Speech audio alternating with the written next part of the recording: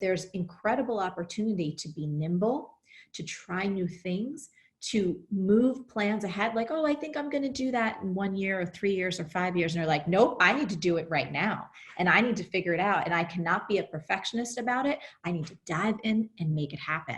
And I think that there can be incredible strength found in that level of grittiness and just let's make it happen.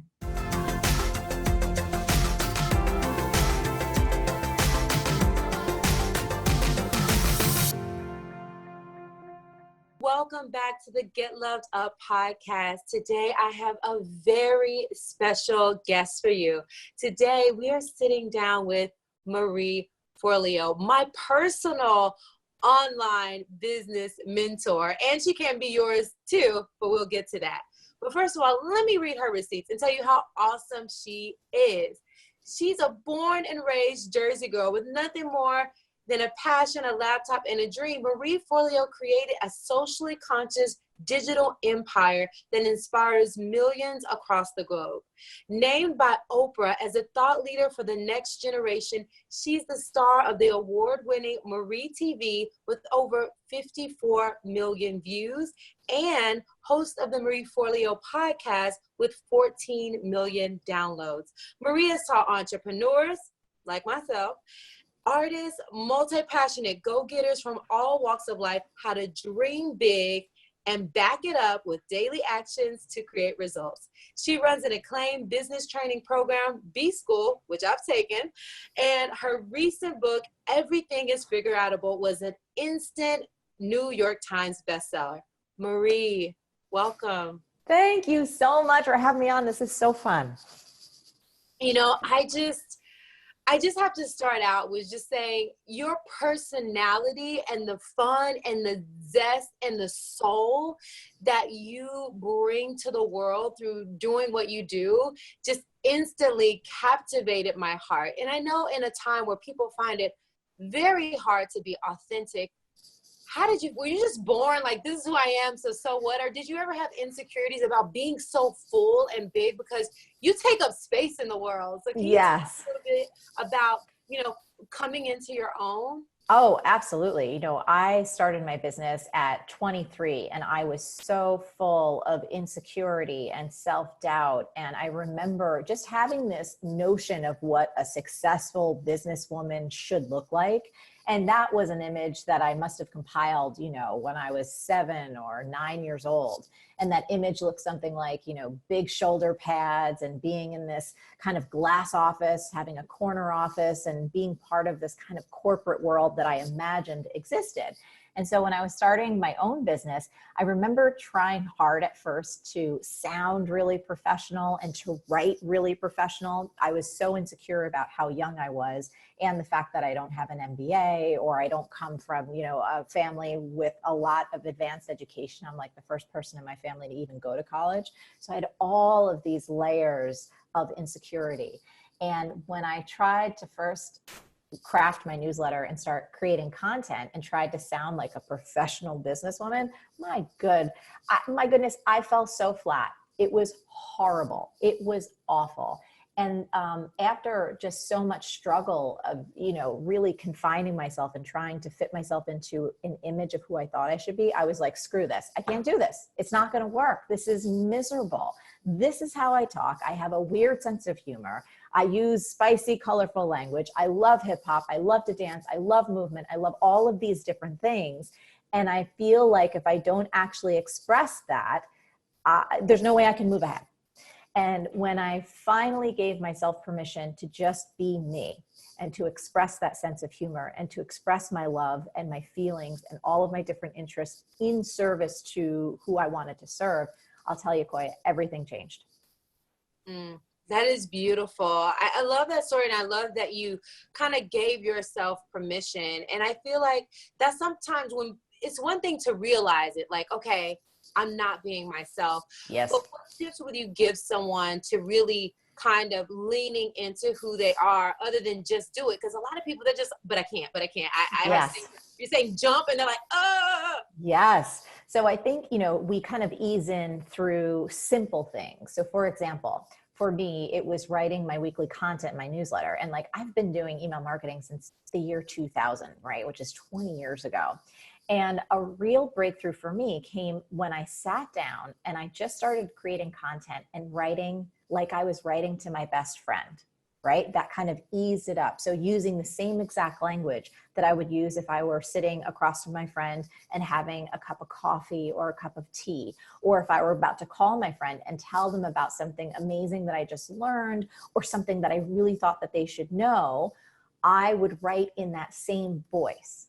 I would say the same things, use the same analogies, have the same pop culture references, maybe talk about a song or do anything that I would normally do that's not in the public sphere, just like I was talking to my best friend. And that was a really wonderful way to kind of break through, like, oh, just be yourself, but how do you actually do that? So that was a concrete way for me to do it. And I think one of the things we have to constantly realize as business owners is all of our audience, right? We're all listening to the same silent radio station, sometimes unconsciously, WIIFM, what's in it for me. So most of your audience, they don't care. Like, you know, like you're thinking like, oh my goodness, what are they going to think of me? And can I show up looking like this or sounding like this? They don't care. Like they're just interested in what you have to offer that may be of service to them. And with 7.7 or so billion people on the planet, there is more than enough folks out there who will absolutely adore the real you for who you really are. There's no scarcity. There's more than enough to go around. And for you to actually inject a bit of your personality, your values, your story, the things that you find exciting, enticing, interesting, your history, you're going to find those folks like I have who are like, oh my goodness, I love hip hop. I love dance. I love fitness. I love well-being. I love business. Like you want all of those flavors and it actually enhances your business. It doesn't detract from it. I love that. And I love that you give people permission to just be and be authentically themselves, but it's also still a journey. I know you, like me, used to be a waitress. Yes. And, you know, it took a little bit of going through different transformations to get there. So can you share a little bit about, you know, kind of what it was like and what being these different, being a dancer, being a waitress, being a social butterfly, being the butterfly that you are, like, how did all these things kind of pour into who you are today? Yeah. So to put that into context, you know, when I had gone through working on Wall Street on the New York Stock Exchange, I had previously been in the magazine publishing industry. I had worked for Gourmet magazine. I had also worked for Mademoiselle magazine. So I was in the corporate world and I just kept hitting walls. I just kept failing. I was like, this is not where I'm not meant to work for someone. It was just horrible. So I spent years just failing at that stuff. And when I finally made the leap to start my own business, I didn't have any money. I was in debt.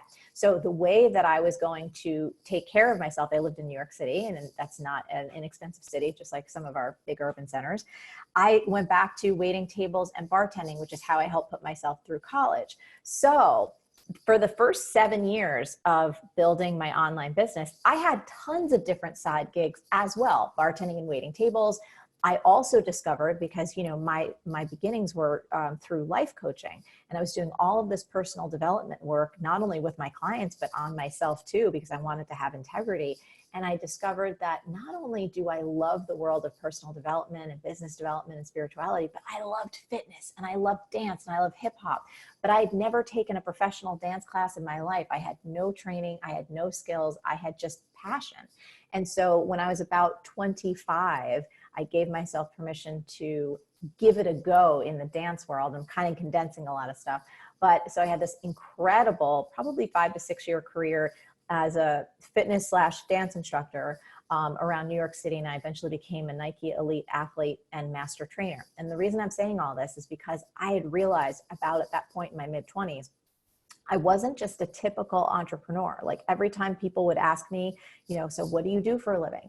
It didn't feel right, Koya, just to say, oh, I'm just a coach. Like that felt somehow really narrow and limiting. And every time I tried to pick one thing to be or pick one way to present myself to the world, it just felt like I was cutting off a limb. And I got what I now call a gift from the career gods around that period of my life. It came to me and it was this little phrase, you are a multi-passionate entrepreneur. And I was like, where did that come from? It appeared in my mental theater. And then like the next time someone at the bar would ask me, so you're probably not a full-time bartender. What else do you do? I just rolled out. I was like, well, I'm a multi-passionate entrepreneur, which no one knows what the hell that means. I didn't even know what it meant, but it was entertaining. And they were like, well, what is that? And I said, well, I have this coaching practice. You should sign up for my newsletter, because I was collecting those emails. And then I would tell them about the dance and fitness. And I'd say, I also work here in this restaurant. But it gave me a new context through which to see myself, and that changed my confidence. I no longer felt like I was scattered and broken and just didn't know what was happening. All of a sudden, it was like, no, you just are a lot. You're extra. You got so many of these things going on. And rather than think that makes you weird, what if it makes you powerful? And so, yeah, I think you asked earlier, you know, have I kind of always been this way? And yeah, like when I was a child, you know, oftentimes adults will ask small kids, like, so what do you want to be when you grow up? And I was always one of those kids who had 17 answers. I was like, oh, how long do you have? You know, because I'm going to tell you all the things I'm going to be when I grow up. And that honestly never changed. And I still feel like there's a piece of me in that to this day. So all those different experiences, you know, getting to understand how to communicate in different environments. You know, one of the greatest gifts from my time in fitness and dance was leading people from the front of the room and being able to teach in a group environment and instruct with very clear, precise instructions, having that confidence, having that energy, being able to sell and market in different environments. All of that, I didn't know it at the time, but was preparing me to enter into the next phase of my career when I just put everything online and I said, all right, let's do this. That's amazing. Well, thanks for sharing that. And I think that's why you resonate with me so strongly, because I am also a multi-talented, multifaceted entrepreneur, like Yes. multi-passionate. And I love that you say multi-passionate, because there's so many passions. And I feel like our sole purpose is to love and be loved. And whatever we decide to do on top of that is just icing on the cake. Yes. If you do one thing or 1,000 things, knock yourself out. It all takes energy. Yes. So we got a lot of energy. So why not use some of it, right? That's right. That's right. So one of the things that I really love is your new book, Everything is Figure Outable. And at a time, especially a time like this, with all this uncertainty and people trying to figure it out, how are you helping people during this time when they're like, how are we going to know what to figure out when we don't even know when this is going to end? Absolutely. Well, I think that baseline belief that everything is figure outable, it's a really bold statement. And for me, I believe it down to my bones. You know, there's 3 rules that I'll talk about really briefly, because they kind of help set a context. And for anyone listening is like, I don't believe that everything is figure outable.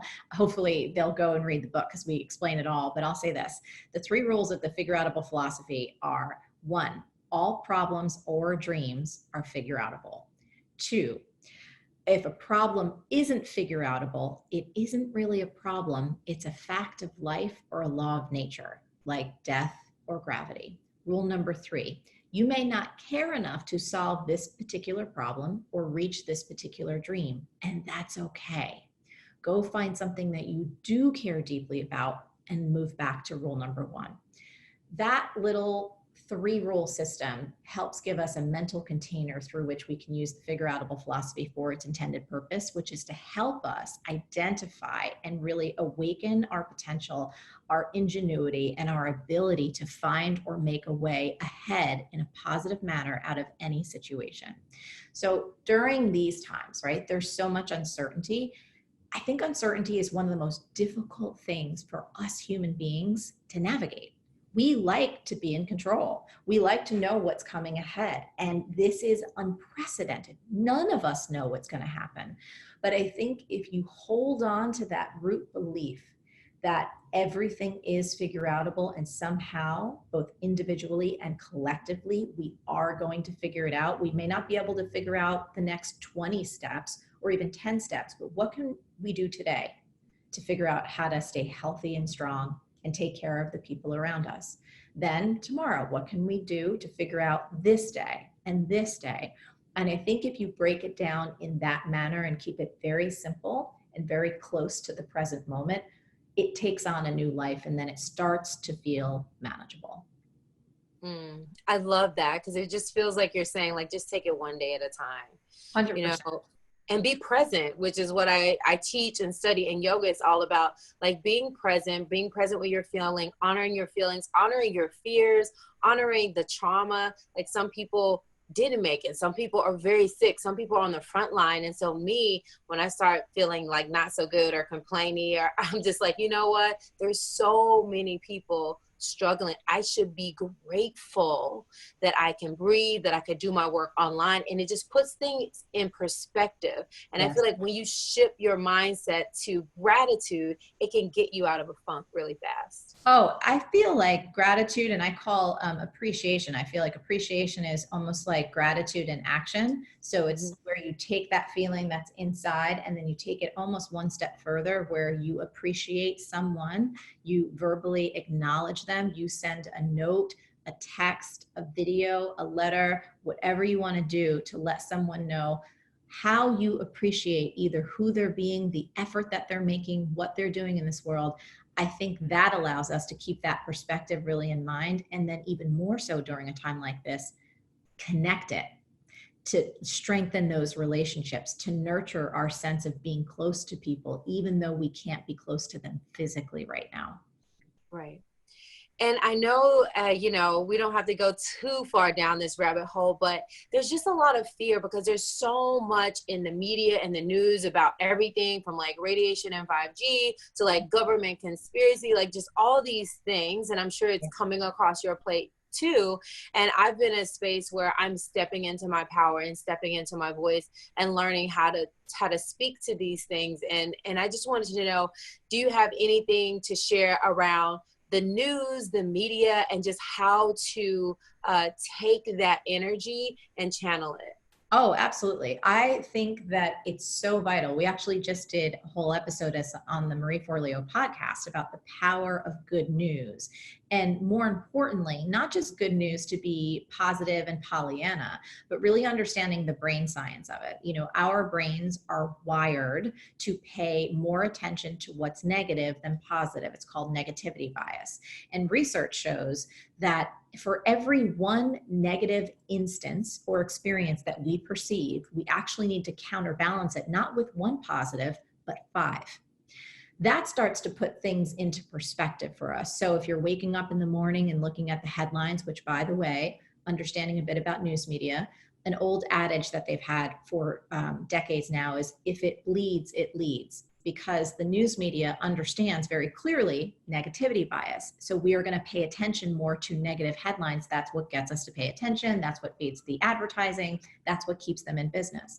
But we have to be wiser than that, right? So for me personally, what I'm doing, I have a source of news daily that I can tap into that is fact-based, where I get facts, data, and science. So as a New Yorker, I'm here in LA right now, but my home is really in New York. So regardless, let's put politics aside, but my New York governor is Andrew Cuomo. You can agree or disagree with what he does from a politics perspective. My personal belief is that right now, from a leadership perspective and how he's showing up in his daily briefings, I know exactly what's happening with the data.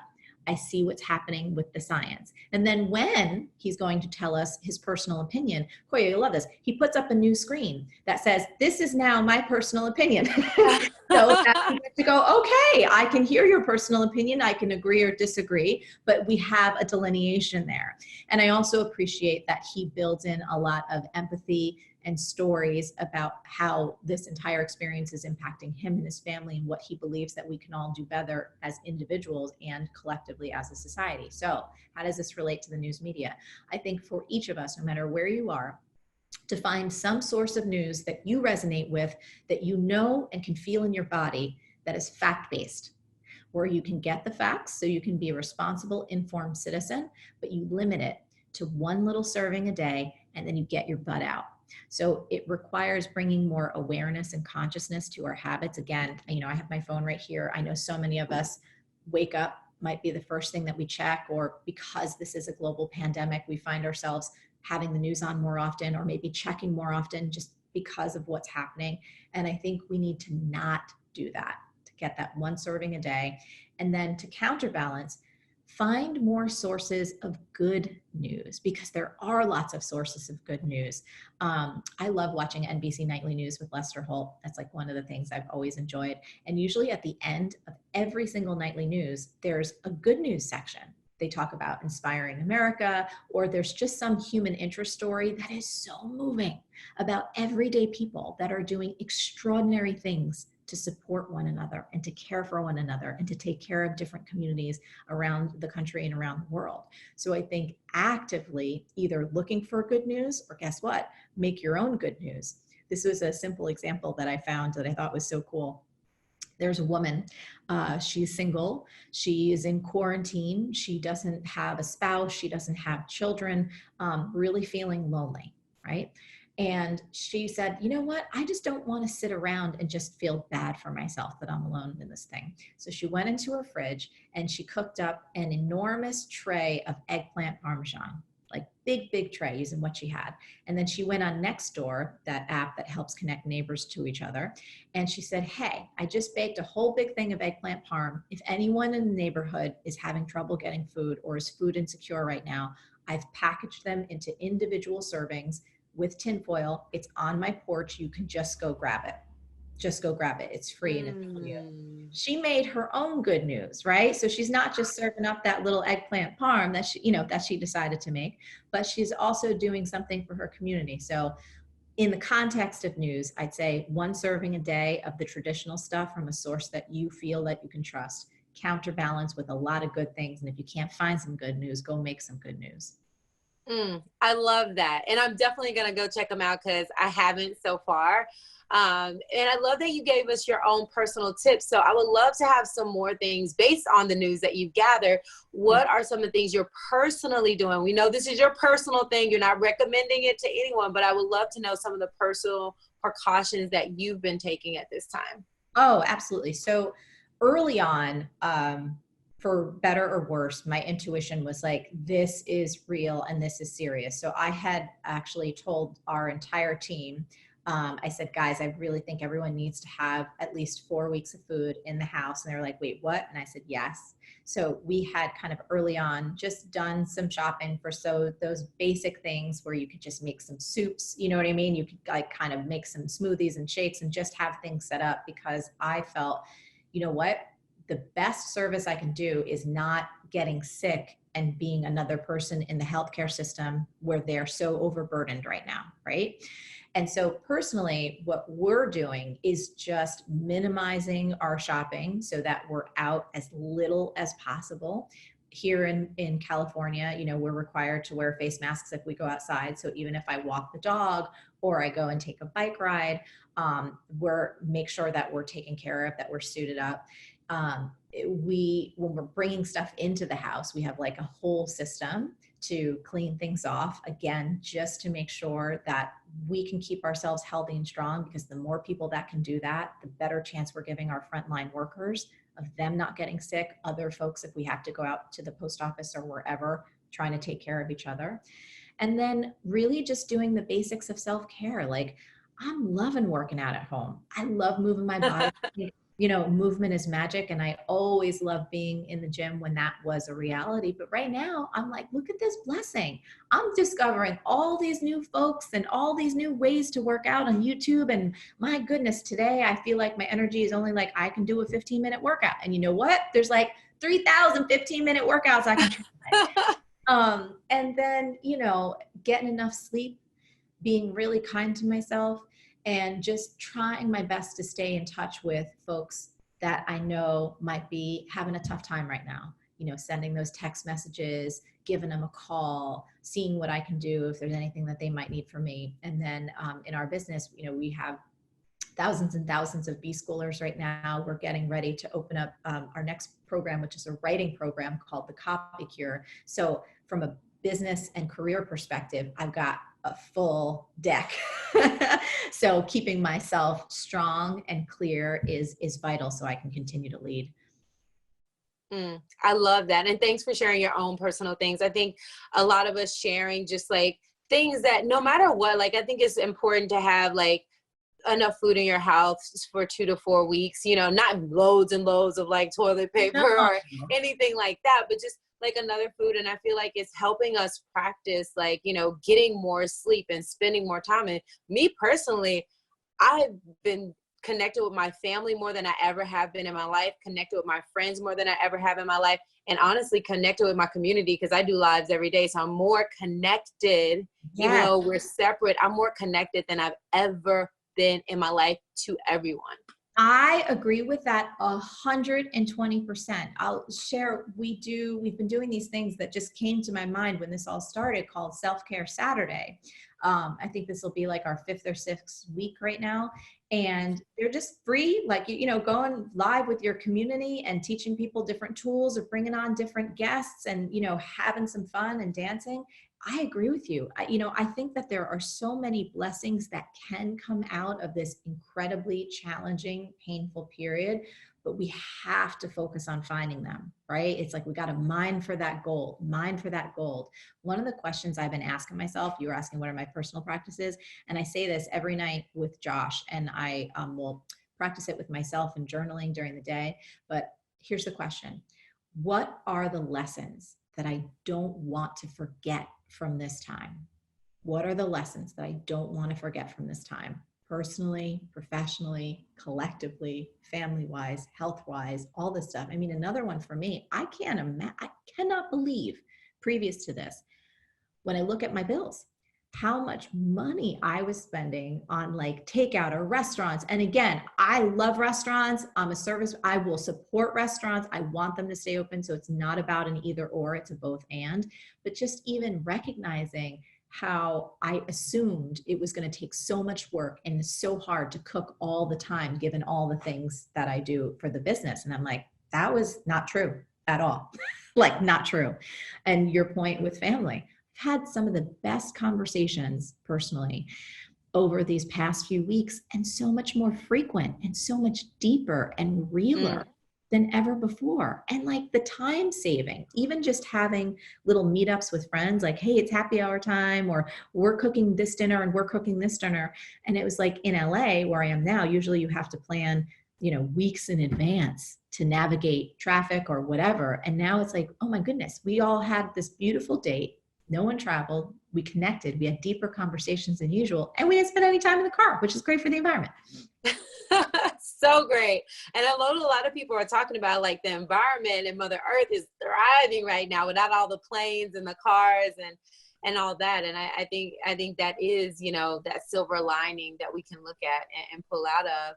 And speaking of like the lessons that you're learning, what are some of the other things that you're learning? Especially, you know, I know your business was already online, but are there any other lessons that you're learning, you know, business wise and personally, that you're like, oh, because a lot of people are, and I don't know if you're experiencing this, but a lot of people are experiencing domestic violence, mental health issues, and things like that. Are there any lessons that you've been learning when it comes to like relationships and business that's shifted?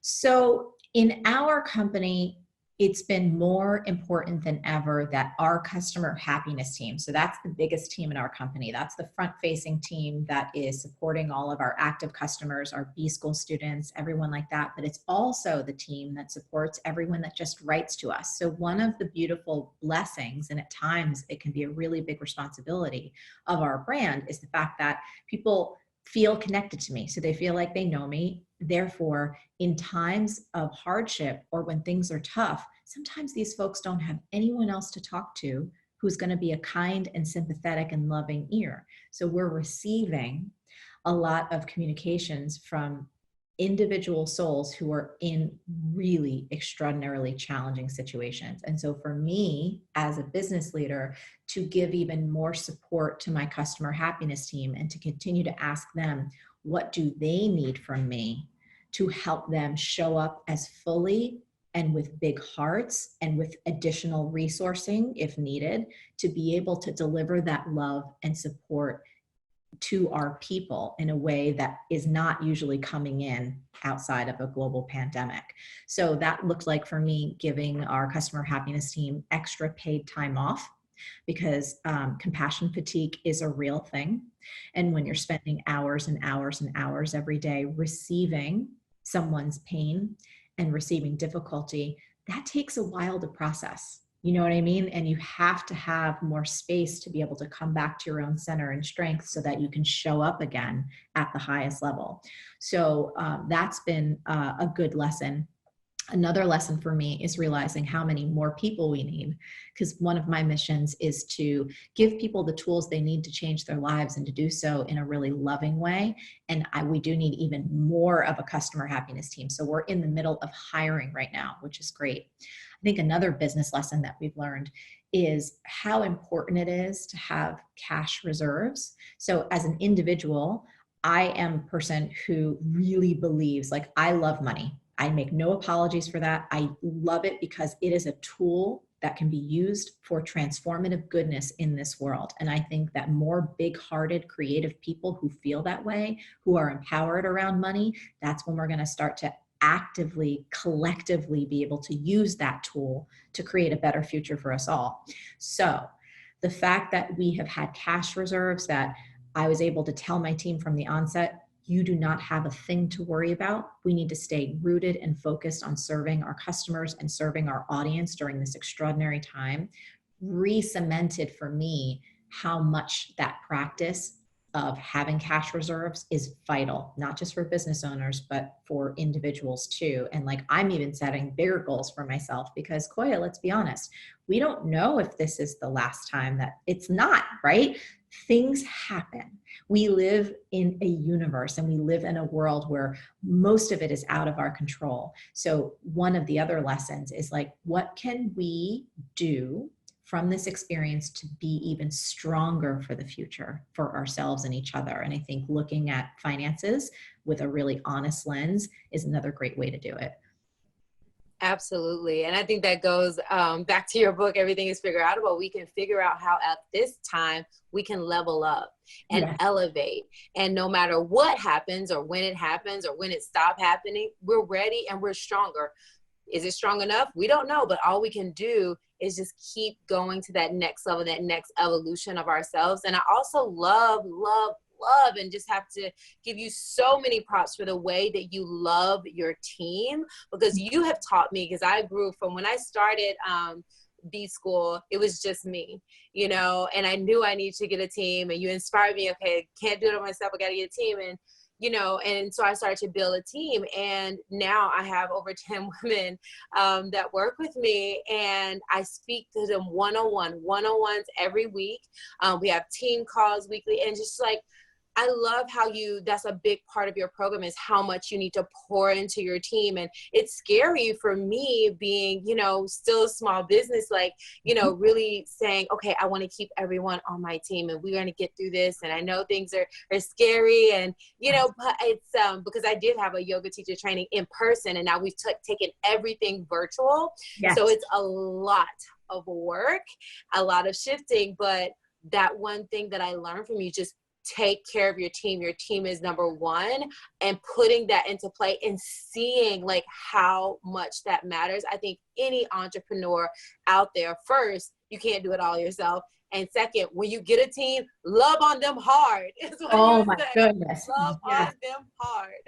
Yes. And that comes down to, right, those important decisions that we make as entrepreneurs, and also to be transparent with your team and lead them, you know, and to be able to say, hey, we're in a tough time right now, or this is a lean time, but I believe we can get through this together. And if we stick together and get creative and get innovative, here's where the path is to move forward. And when you treat people with respect and with honesty and with clarity and love, they'll want to stick by your side. And especially, you know, you treat people great in the good times. And then when the tough times come, people are like, you know what? They have my back. I'm going to have theirs. So congratulations to you. I am so, and you know what I think is so exciting too? I'm not sure how the virtual training is working for you. I know you guys are getting ready for it, but I think I've seen this in our students and other people I know. There is massive opportunity opening up for this. Like, there's challenge, yes, but there's incredible opportunity to be nimble, to try new things, to move plans ahead. Like, oh, I think I'm going to do that in 1 year or 3 years or 5 years. And they're like, nope, I need to do it right now. And I need to figure it out. And I cannot be a perfectionist about it. I need to dive in and make it happen. And I think that there can be incredible strength found in that level of grittiness and just let's make it happen. Right. I totally agree because like I was mentioning before, like I actually like teaching online better. Like, because like you were saying, it's like, I'm not driving in the car. I'm not going to the event I have to be at. I'm not flying to this place and that place. So I've had more time to practice self-care, which is so important to me to be able to pour into others. Like 6 to 8 hours of sleep is happening every night, and the bubble baths. And it's not just about the massages and mani-pedis, because that's still outside and traveling. I'm doing it myself and spending so much time at home, more time in meditation, more time journaling, more time writing. And so now I'm experiencing my own energy is more grounded, and I'm able to pour out more. Yes. I was saying the other day, this is going to sound funny. I don't know if everyone knows the reference, but I feel like Corona for me has released a little bit of the creative Kraken, like Clash of the Titans, release the Kraken. There has been something with this where it's like, there's this explosion of new ideas and new possibilities and new energy, and also a new desire to take even better care of people, right? With so much fragility and so much pain and so much struggle and so many folks. Like there was something I did, my friend Liz Gilbert tagged me in this like dork it out challenge. I didn't know what the hell was going on. She's like, Marie, do you want to turn dancing into food? And I was like, every day, all day. Like, how do I turn dancing into food? And just this incredible opportunity to raise money for folks who don't have access to food right now and cannot pay their bills and cannot get food on the table for their family. And it's like, okay, how can we be creative? How can we use what's in our hearts and this energy that you're talking about to really make a difference to others in these new innovative ways? Because we can't leave our houses, right? So we're just using the tools that we got to go, okay, let's do this. Let's connect and let's continue to make a difference. Yes, yes, yes. And I love that you just brought up giving back, because I feel like at this time, it is so important if people have the resources and have the time. And even if you don't have the money, just the time, the intention, a phone call, just to keep circulating that energy of, yes, pouring into yourself, but also giving to others from that full place, because so many people are in need right now. My goodness, the unemployment numbers continue to break my heart. The human beings that we're losing, I was talking about the fact that I really appreciate Governor Andrew Cuomo's daily briefings. And, every day you see that death toll number, and that's just, he's reporting on New York, and then you kind of see it with the rest of the country, and then you expand it to the rest of the world. And it's like every single one of those, that's a family. That's like mothers and fathers and sisters and brothers and babies. And you hold that in your heart. And in terms of making a difference, I feel like this is such an important time for all of us individually and collectively to say, we don't want to go back to normal. I don't want to go back to normal at all. I don't want to go back to anything, because so many of our systems, as most of us know, have been broken for a long time. One of which is our healthcare system. And to see the disparities, the inequalities that we've known have existed for a very long time, but now there's a highlight on them, and especially for Black and Brown communities, and seeing how this is impacting them, and just so many things. The environment coming to the surface, right? There's all of these things, how we treat our teachers, equal pay, living wages, like so many things are coming to the surface right now. And the thing that gets me excited is like, well, how can we use this as a chance to do better? How can we use this as an opportunity to address some of these things that pre-corona were just like, oh, it's too big, or, oh, we can't, like it's been happening forever. And it just felt like you're moving through molasses. And now we're like, you know what? The whole world stopped and the air is clean for a minute. So no one can then say, well, we can't do anything about climate change. It's like, we just did it, even though it's temporary, but it's like, that proves what's possible when we human beings all get on the same page for a common purpose.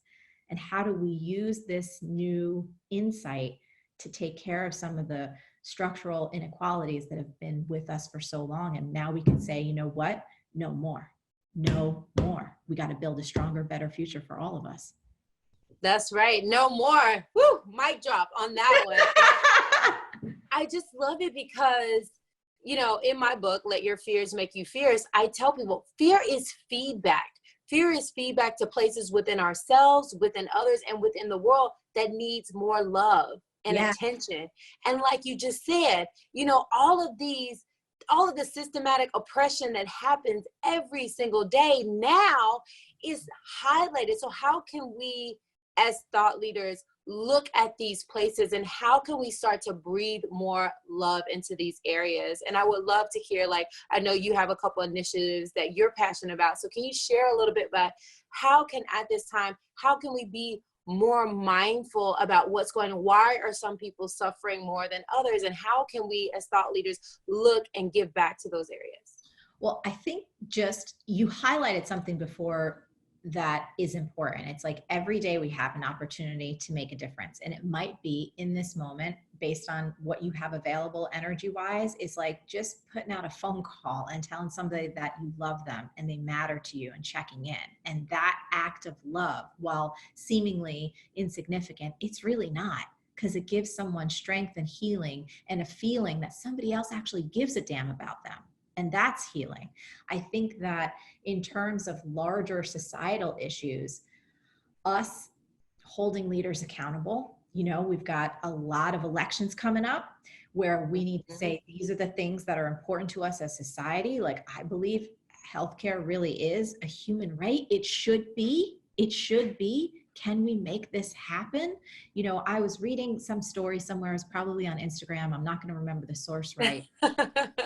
It broke my heart, because it was a human being in a hospital where they have COVID-19, right? So they have this incredibly difficult disease, and the heroes and heroines, the medical workers, are trying to put this person on a ventilator because they believe that's what was going to save this person's life.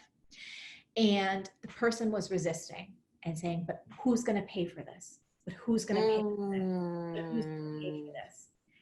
And the heartbreak was they finally did put the person on a ventilator. And as most of us know, when folks go on a ventilator, and this is the sad statistic, 80% of them don't come off. And that person was a human being who didn't come off. And for me, it makes me want to cry to think about the last thought that someone was having before they had to put them unconscious to try and save their life was, who's going to pay for this? That tells us how absolutely screwed up and amoral and off base our systems are right now. So, I don't have any perfect answers, but I do know that if we hold on to that truth, and like you said, pour love into it and say, okay, we've got elections coming up. We've got things coming up. We've got things that we can do, things that we can say, and demands that we can make, and phone calls that we can make. And in the meantime, we're going to be as loving as possible. And if we have resources, we're going to share them. You know what I mean? It's going to take, I think, a symphony of actions, of love-based actions, and a remembrance and an awareness of what exactly is happening right now. That's why for me, journaling has been so huge. What are the lessons I don't want to forget from this time, so that as we continue to move ahead in space and start to reopen, hopefully safely, navigate what may be a second or third wave. Again, if we look back to 1918, that may be possible. We have to be ready for that reality, and then continue to say, no, we're going to work together. We're going to find a way to stay connected and build a stronger future for everyone. That is so powerful. And I love that, it's really about what you can do. I feel like we're on the same page with that. Just whatever little thing you can do it, because the world needs like you said, what each and every one of us has. The world needs us all to do the best that we can and be the best that we can.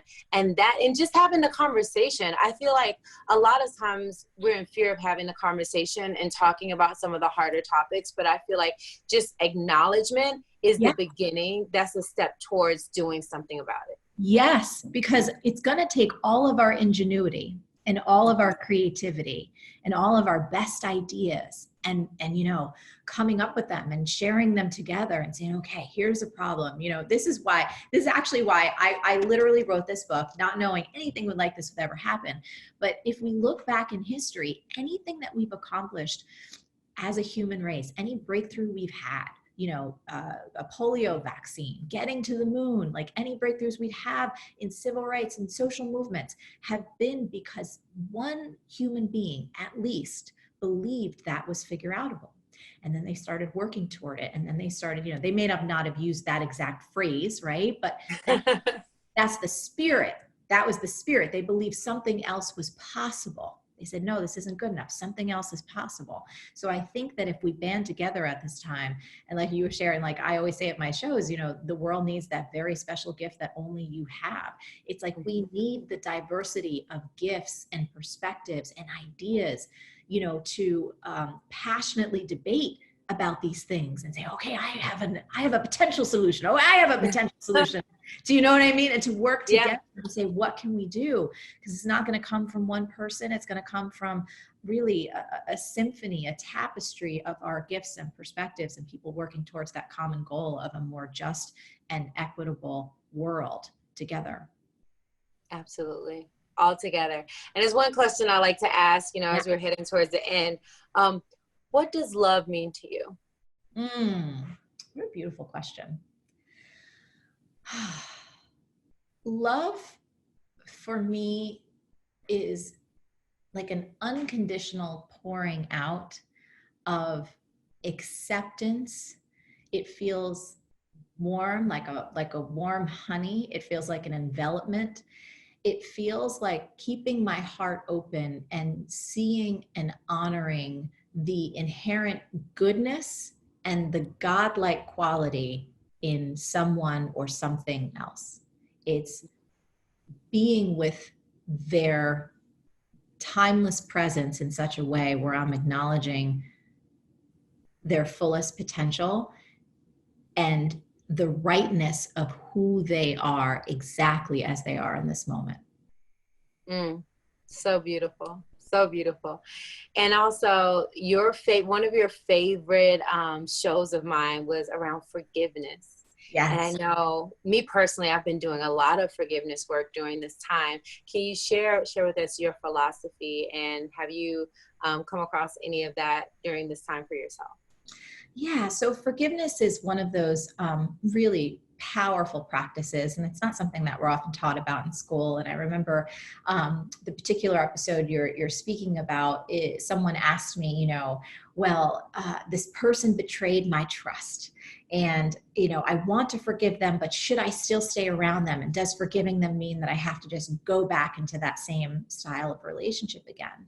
And my response started out with just remembering what Nelson Mandela has said, which was a paraphrase, like, resentment is like drinking poison and expecting the other person to get sick and die, paraphrase. And when we hold on and harbor a sense of resentment, anger, hate, anything in that realm, what we're really doing is closing ourselves down, and it's really destroying us from the inside out. And I think that there's an important distinction to get, especially, forgiveness often has to do with our relationships, that if someone has broken your trust, you can forgive them, but you don't necessarily have to trust that person again, nor invite them back into your life. That forgiveness and trust are distinct issues. And forgiving really is a gift to yourself, because it's a release of that anger and that resentment and that hate so that you can love fully again. And I think when you forgive someone else, which is often easier said than done, there is a release that happens, and there is a freedom that comes that I think most of us are looking for, right? A freedom from that pain, a freedom from that tethering, a freedom from the recurring thoughts that go again and again and again. And the grace that comes from that is like, at least in my experience, just a surge of energy. And I know sometimes people have asked me, but what if I can't forgive? And what I say to that is, one of the best tricks I've found for myself whenever I say I can't do anything, am I willing, even if I don't know how, for example, to forgive? So if you're saying right now, but I can't because I don't know how, maybe the next step would be saying I'm willing to forgive. Even if I don't know how in this moment, I'm willing to learn. I'm willing for it to enter my heart. If you're a faith-based person, God, I'm willing to forgive. Please show me the way. whatever language and whatever framework suits for you, there is something transformational about willingness that shifts from like, no, can't, will not open my brain or my heart to this, to an invitation to possibility and to a shift. And so that's what I have to say on forgiveness. For me, it hasn't really come relevant during this particular period because I've luckily had some harmonious relationships with the folks in my life. But that's what I think about when I think about the frame of forgiveness. I love that. And I love your articulation around forgiveness. And, I really do feel that, people hurt you once, but the more you bring it back into your reality and let it fester in your thoughts, you're actually hurting yourself. Yes. And we actually have to learn to stop. Yes. And, the idea of trust for someone, it's like, you may or may not choose to have this person in your life, but if you do choose to have someone in your life, the rebuilding of trust takes time, and that's a process too. And that's something that you have a choice around.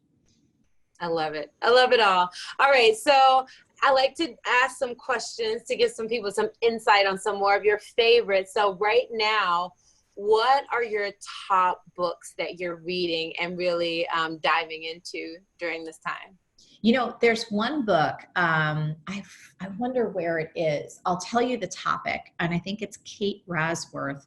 This is going to be an off-topic thing, but she actually writes about this thing called donut economics.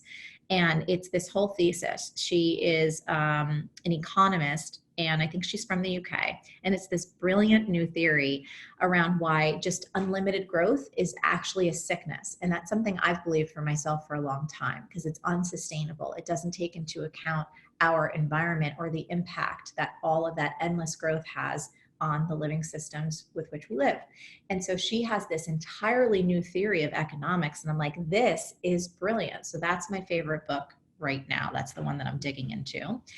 And I really, really love it. But again, she has a TED Talk. So if you want to check it out, you should just look up donut economics and it'll blow your mind. I love it.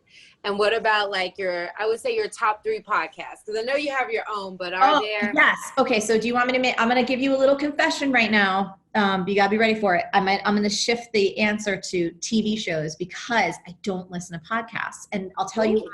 Because I find myself creating so much during the day. So I'm writing so much or engaging, putting stuff out into the world, that once I'm done, I am done. And I'm usually more of a visual person. So I need to do my workout, and then I want to watch a story. So one of the shows that I'm watching that I've really found to be pleasurable is My Brilliant Friend.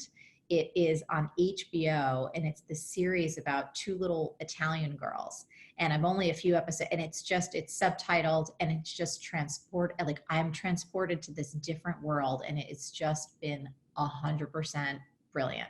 That, Westworld, and then there was this show on Fox called Devs that was very about the future and about development and consciousness and kind of this very transcendental esoteric thing. And it was an awesome limited series.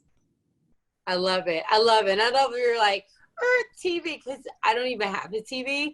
Yeah. So I actually live off of everyone's renditions. And sometimes I go and watch it on my phone, but I literally have shows stacked up that I want to watch, and I'm going to start watching 1 show a week. I love it.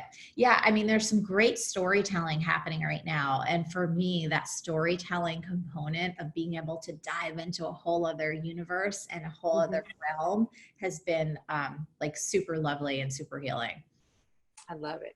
Okay. I could talk to you for 2 hours, but last question. Yes. If the world could be Marie's world, we came out of quarantine, all the resources, everything exactly like you wanted it, what would it look like?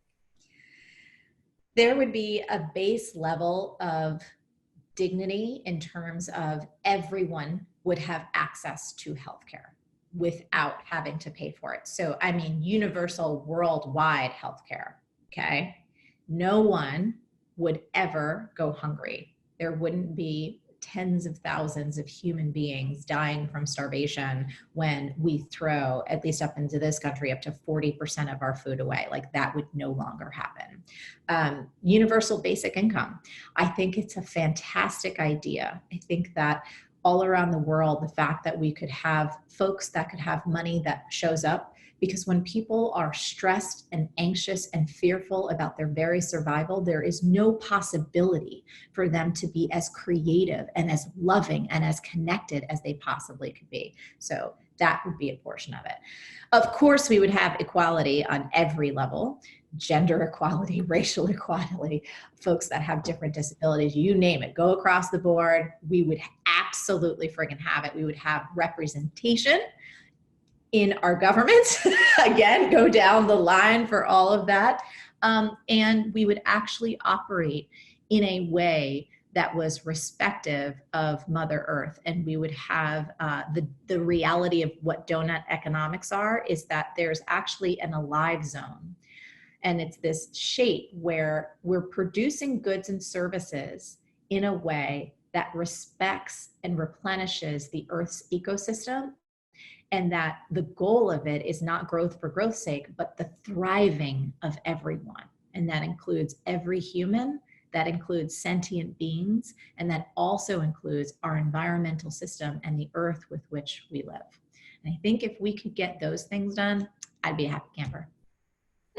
I love it. I love it. I love you. Thank you so much for just blessing us with your brilliance, with your time, with your energy, with everything that you are. I know people are going to get a lot of value out of listening to this show. So do you have anything? I know you have the Copy Cure coming up. So do you want to just speak a little bit about that? For sure. If anyone, well, we've been having a lot of fun on Instagram. So if you're someone who appreciates Instagram, you like dancing, you like music, you like silliness and inspiration, I'm at Marie Forleo. I would say Everything is Figureoutable is an amazing book. Don't just read it, do it, because that's where the transformation happens. There's these insight to action challenges that make the book come to life. And that's where it really happens.